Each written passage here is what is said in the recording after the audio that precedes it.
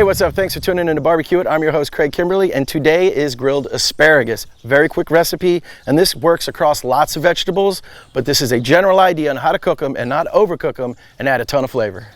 Of course, we're cooking with charcoal, but yes, you can do this on a gas grill or any other cooker that you have. Okay, so first up, I grab a stalk, go towards the end, give it a bend, and it snaps. I'm going to do that one more time. This is telling us where the, there you go, where the, basically the woody, the unedible end of the asparagus is. Now we're going to lop the rest of them in that general area, and boom, we're done. You don't have to snap every one of them. Now, just like any vegetable on the planet that hits the grill, there's some basic things that are going to happen here. Olive oil, salt, and pepper being one of them.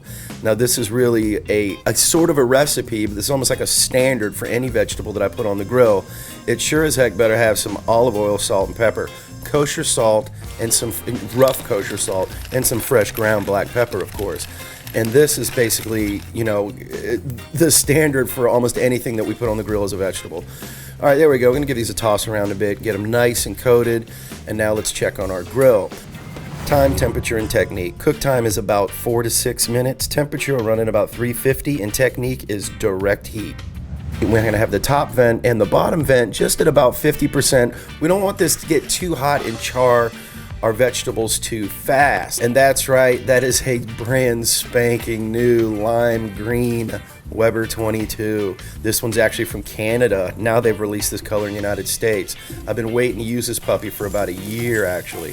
So the idea here is that we want to get some char on these, but we don't want them to be soggy and gooey. Let's let that go for a couple minutes, check back in on them. Now as you can see, I'm getting a little bit of char, but not too much. We don't want to cook the crap out of these, trust me. You want them to have snap.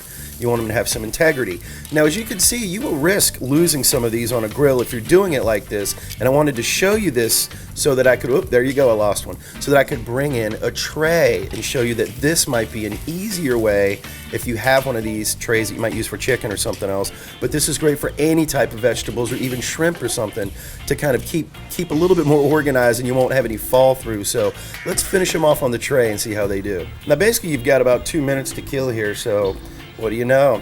I found some bees doing their thing. All right, so these puppies are done. Beautiful amount of char, not too much. I'm not looking to blacken these. I don't want them soggy. Like I said, they still have to have some snap. And the way to finish this off, of course, a little more of that kosher salt, and they are ready to serve. Some people might squeeze a little lemon on here, and that's fine. Hope you enjoyed that video of grilled asparagus. Don't forget to ring the bell, subscribe, share, social media, all that jazz, Instagram, Facebook. We're on all that stuff. So thanks for watching BBQiT.